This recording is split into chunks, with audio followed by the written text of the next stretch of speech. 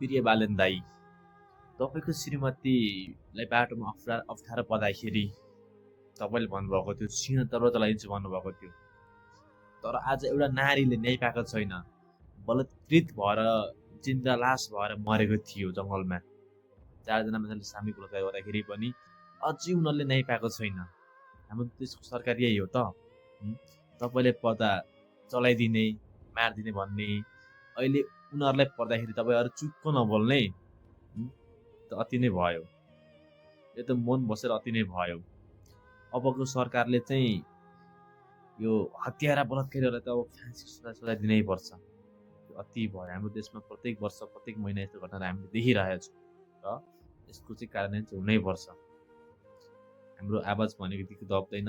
आवाज भनेको हाम्रो सहिले उठ्ने नै हो, उठाउने नै हो।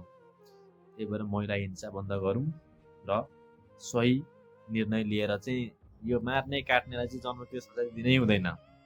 तरुडीमा छुट्ने नै हो, फाँसी दिनुपर्छ। तपाईँको सरकारले यसपालि यो निर्णय गर्नुभयो भने यो जुगो जुग रहनेछ, अमर रहनेछ। जय नेपाल।